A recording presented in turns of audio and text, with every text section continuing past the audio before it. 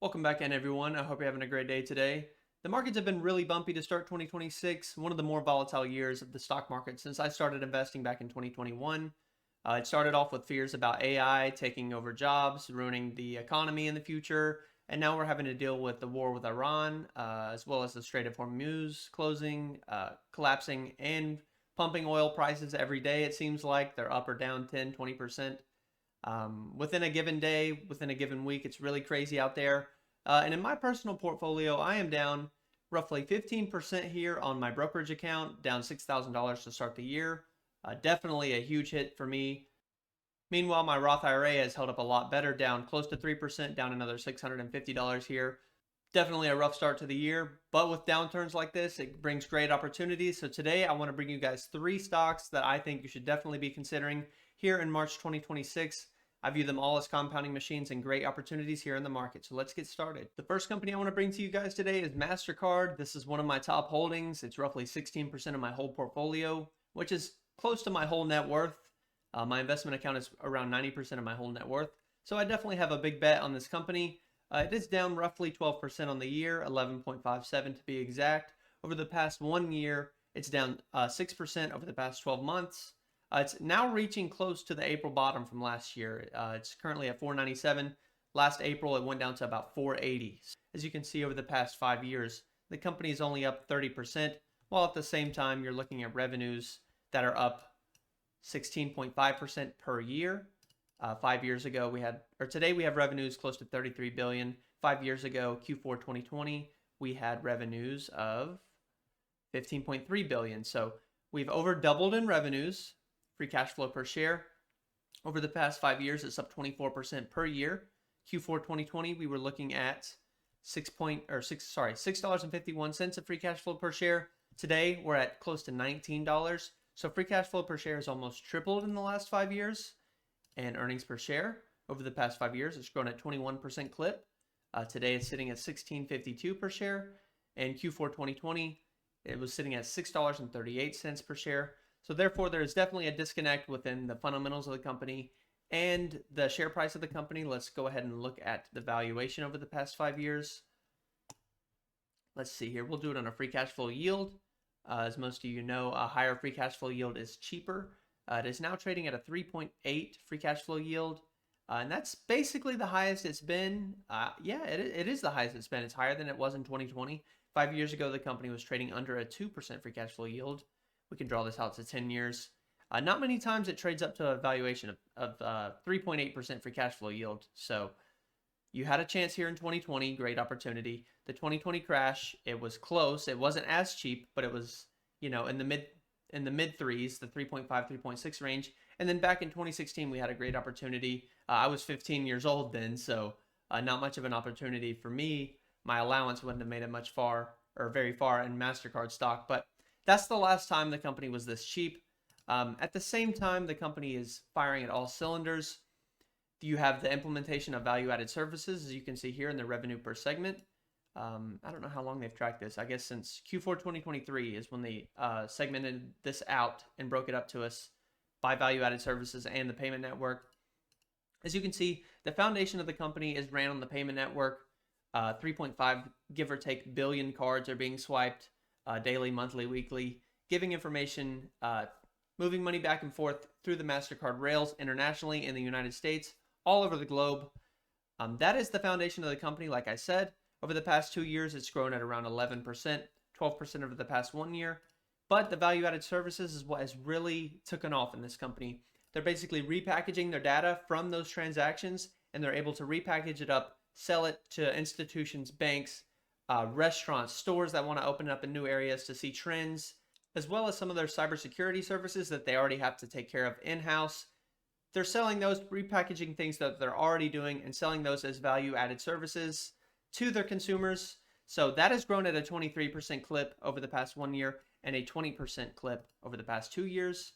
And as you can see here, it is nearing half of the total revenues of the company. Payment network was about 19.5 billion over the past 12 months, and the value-added services was about 13.3 billion. With that being said, if these growth rates continue where payment networks are growing between 10 and 20% and the value-added services is growing 20% plus, This will be the biggest part of the company within 3-4 years, give or take. So that is the biggest growth driver within MasterCard. And I do think this widens their moat as a whole. The biggest threat with Visa and MasterCard is regulatory pressures. Different governments can put, certain laws and regulations on their payment processing fees that can definitely hurt MasterCard and Visa's core business. But with the value-added services, that becoming around half of their revenues, they rely a lot less on money coming in from the payment network, and they're allowed to repackage things that they're doing within their payment network and sell that at a really high margin within their value-added services segment. We'll do a quick discounted cash flow here on MasterCard. As we saw over the past 10 or so years, it trades usually below a 3 free cash flow yield, but we will give them a 3 for this exercise. Free cash flow per share has grown well above 20%. I'll put it at 18% to say, something happens, regulatory pressures hurt the business, AI somehow hurts the business, whatever the deal is. Even if we get a slowdown in growth and we traded a very, reasonable yield for the moat of this company, the growth of this company, the reliance that the entire world economy has on this company, I think a 3 free cash flow yield is very reasonable. You're getting 24% average returns every year over the next 5 years. Right now, you can buy shares under $500. 5 years from now, if these projections hit, which I honestly believe they will hit higher than this, especially the free cash flow per share growth rate at 18%, I think we will see 20% plus. It all depends on the yield. But with that being said, 5 years from now, shares will be close to 1.5 thousand. If it does trade down, it gets more expensive 5 years from now. It's closer to 1.7 thousand. And if it trades at a yield close to where it's at now, 3.8, you still get the 18% returns per year, which is definitely going to beat the market. This is probably my top buy in the market. I think you have the lowest downside with great upside here in MasterCard. Stock number 2 that's becoming hard to avoid here is Adobe. I've been buying this company for close to a year now. Year to date, it's down 25%. Past year, it's down 38%, 37.5%. And over the past 5 years, it is down 44.6%. The company has been sold off for a multitude of reasons, mainly having to do with AI, but they're also facing pressures on their lower-end consumers from Canva and Figma and other competitors.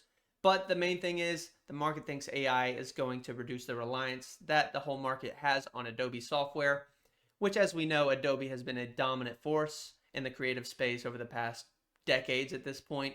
All college students learn and train on Adobe. All big enterprises, I think 499 or 498 of the top 500 companies in the world use Adobe's software suite every single day. 99 of the top 100 use Adobe every single day. So it is very embedded within the system. If you want to hire from other companies, from freelancers, from unemployed workers, they all know Adobe. If you want to collaborate with other companies, they're all going to be on Adobe. So you definitely want to be in their system. It's the only suite that has AI protective tools that are reliant on IP rules as well as regulatory rules. So you're not going to get in trouble if you're using Adobe's AI integrations, which they have all the best models. They have Gemini, they have ChatGPT, they have Claude. They have basically everything inside of Adobe software. So they decided to make the bet that instead of building their own AI and trying to fend off competition that way, that they were just going to license the best models, which is the best way to go forward for me personally.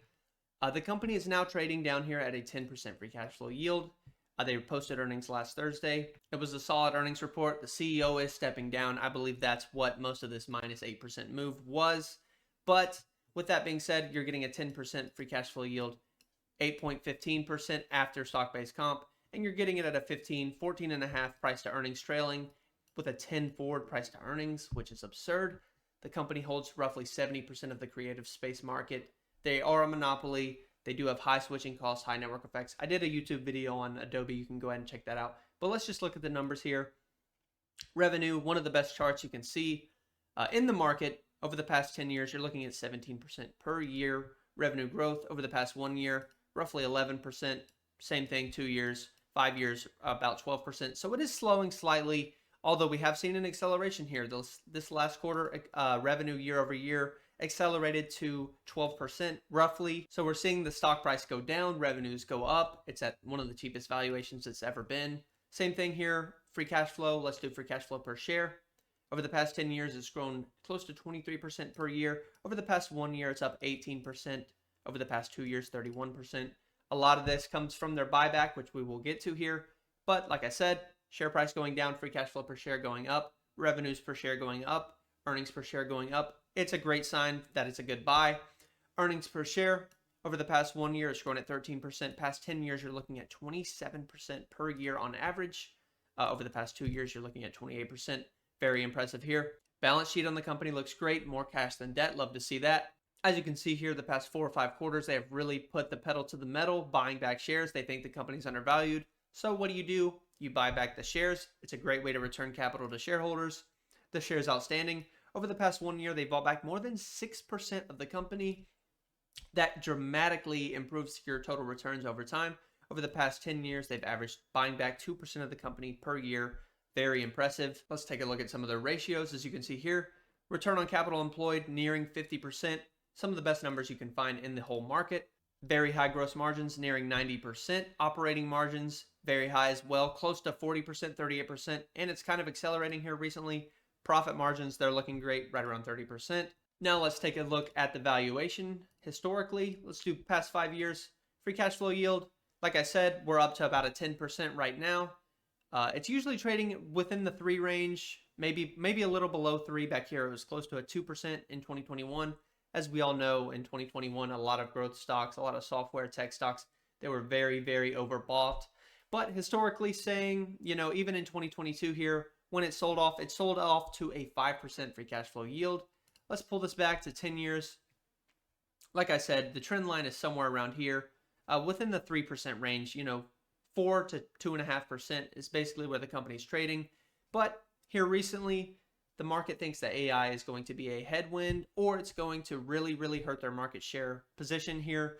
So they have basically made the company 3 times cheaper than it is historically. Let's do a quick discounted cash flow model here on Adobe. We'll do this on cash flows as well. As we saw historically, it's usually trading within a 4 to 3% free cash flow yield. Only in 2022 and here recently has it been any higher than that, but we will put it at a 4.5% free cash flow yield for this exercise. They're growing free cash flows above 10% clip. I expect this to grow in line, with revenues combined with the buyback. As we saw, they bought back 6% of the company over the past year, and with the shares dropping even more, they should be able to buy back probably 7% this year. So if we get 10% growth in free cash flow, they buy back 7% of the company. I'm looking at, we'll do 16% to be conservative, but it should be probably 17 or 18% per share growth of the free cash flow. Over the next 5 years, you're getting a return of 28.75% compound annual growth rate in your shares. So you're buying them at $250 today. 5 years from now, they'll be trading close to $900. That is more than tripling your money in 5 years. That is a great investment opportunity. Let's say it slows down. Maybe they do lose some market share, or they lose part of their revenues and free cash flows to seat dilution within the industry. If all of that comes to life and they only grow at 12% free cash flow per share growth every year, and they trade up to a 5.5% free cash flow yield, which is historically very, very, very cheap for a company of this quality and for this specific company. That being said, we still get 19.42% returns. You could buy shares today at $300 with these very conservative projections here, and you still get a 15% return. That has shares being sold over $600 5 years from now, and you're being able to buy the company at $250. I think Adobe is another great opportunity for you guys out there. Now, the third company I want to look at today here is Duolingo. This one has been absolutely crushed. It's down over 80% from highs just last, I believe, May. Let's pull that up here. As you can see, year to date since January, it is down 44%. An incredible sell-off here. Past 1 year, down 66%. Past 6 months, 65%. But as you can see here, it shot up in May to $540-ish per share. Now it's under $100. That is more than an 80% decline in share price. At the same time, you're looking at things like revenue. Past 1 year, it's up 39%. Subscription revenue, which is the most important revenue for me, it's a lot stickier. It's up 44% over the past 1 year. Past 5 years, it's grown close to 50% per year. So it is slowing, but obviously no company is going to grow at 50% forever. Doesn't exist. Daily active users, past 1 year, it's grown at 30%. Very impressive. These are the most important users. Daily active users are more likely to turn into subscription users. Here is what the market is scared of. The monthly active users, as you can see here, from Q3 to Q4, it dropped again here, 2 million users, negative 2 million users. This also happened in Q1 to Q2. It went down 2 million users, give or take. Free cash flows of the company, free cash flow per share, past 1 year, it's up 40%. Past 5 years, it's up 80% per year. That's a little unrealistic. They were a unprofitable company 5 years ago from today, but past 2 years, you've seen 56, 57% growth per year. Earnings per share, this is a little distorted. Let's put it on quarterly. They did have a one-time tax benefit, as you can see here. This just looks ridiculous, $6 earnings per share. But this would have been close to around 75 cent per share for this quarter here. So they still are growing, as you can see, over the past 1 year. It's up 171%. Over the past 2 years, it's up 83%. Without taking in this one, huge one-time tax hit. That's just from this one, from Q4 24 and Q4 23. We went from 25 cents per share 2 years ago. Now we're at 84 cents per share. So a massive boost. The balance sheet of the company looks great. Over $1 billion in cash, no debt. And at the same time, the company's only at $4.6 billion market cap. So you're paying $3.5 billion for a company that does, $300 million in revenues per quarter. Over the past year, it did $1 billion in revenue. Another thing to take a look at here is the shares outstanding have been going up over the past few years due to stock-based comp and not buying back any shares. But they did just initiate their very first buyback program. I believe it was a $400 million buyback program. The company, even though they're investing heavily in growth, they think with this balance sheet and with the, the share price being this depressed, as you can see, they do think it is very, very undervalued at this point. You have it trading at a price to earnings over the next 12 months of 33.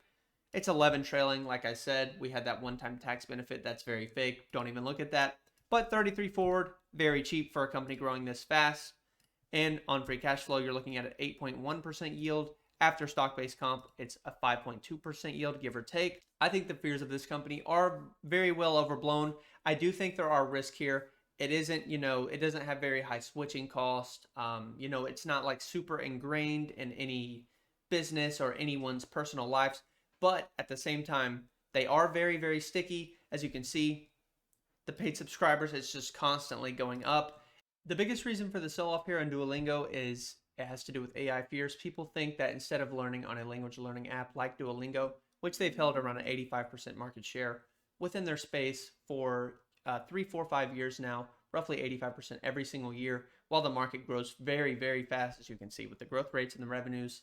But with that being said, people think that AI, people are just going to go into ChatGPT or Gemini and say, hey, create me a learning plan, a structured learning plan to learn whatever language they're learning, whether it's Spanish, English, Mandarin, whatever it is. At the same time, I think that has no merit of an argument. I think, historically, we have always had translation. We have always had textbooks. People could always read off, and everyone can get the translations. If I need to translate something to Spanish, it takes me 1 second. That's not what it's for. People learning Duolingo, they want to learn the language. They want to move somewhere. They want to, if they don't speak English and they want to do business with something online, any kind of tech business, any kind of big company, they're going to need to learn English to do business in that space, as English is the language of business and the language of technology worldwide. Duolingo shares some of their thoughts here on their 10K, so I'll let them make the case for themselves here. It says here in their 10K, our business flagship app has organically become the world's most popular way to learn languages and the top grossing education app in the app stores. For many, Duolingo has become synonymous with language learning. For example, on Google, people search for the term Duolingo approximately 19 times more often than learn Spanish. That is incredible. We are particularly proud that our learners come from the entire socioeconomic spectrum, ranging from billionaires and celebrities to recently resettled refugees, a rare instance in which more money does not imply better access to high-quality education platforms. As of December 31st, 2024, Duolingo offers courses in over 40 languages to more than 100 million monthly active users.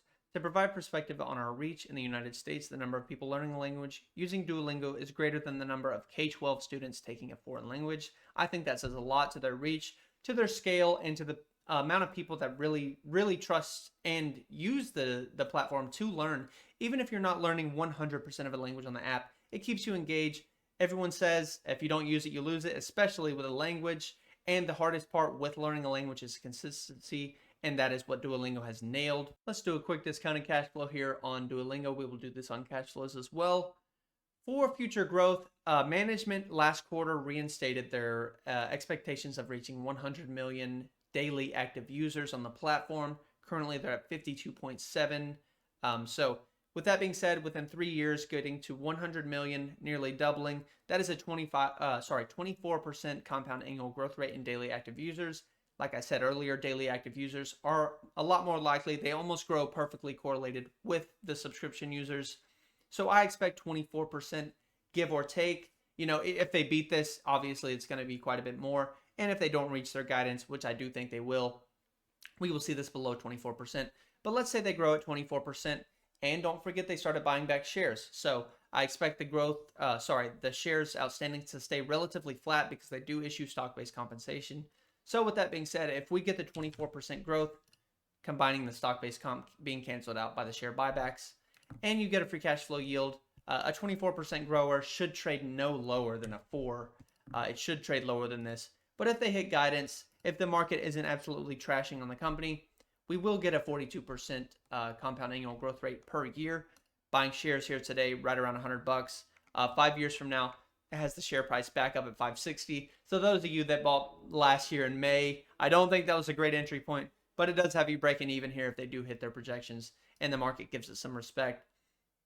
If in 5 years' time the market does, see AI as a tailwind with Duolingo, which I believe will be the case in the long term, and we still hit this 24% growth, 24% grower with subscription revenue, very sticky business, a monopoly in their market share. Like I said, about 85% market share. It should trade closer to a 3% free cash flow yield. That being said, you get a 50% return per year. Very incredible. You could buy today at $372 to get a 15% return. And we're looking at shares about $750 in 5 years, buying the company under $100. So there are some risk here. There is a case, maybe everyone stops using Duolingo to use ChatGPT or Gemini to learn language, or maybe a new player comes into the space. There really isn't a second place at this time. I'm sure you don't know of the second place without Googling it. So there are risks with this one, a smaller market cap, very volatile stock, which doesn't bother me. I'm just looking long term. I buy shares in Duolingo. I own part of the business. I expect the business to be worth a lot more down the road. I think this is one you guys should definitely be considering here today. So these are 3 companies that have been battered recently. Let me know if you're buying any of these down below or what else you're buying. Remember, when these companies sell off, any of these in your watch list, in your portfolio, or any of these 3 that I talked about today, as they sell off, the lower they go, the better your future returns are and the lower your future risks should be expected. So don't be scared of dropping share prices. That actually is when you should be looking at buying into certain companies. That's what I've been doing recently. I've been buying Duolingo, MasterCard, as well as Adobe all year so far, and I plan to do so if the share prices stay depressed. With that being said, that's all I've got for today. Drop a like down below. Make sure to subscribe on your way out, and I hope you have a great rest of your day.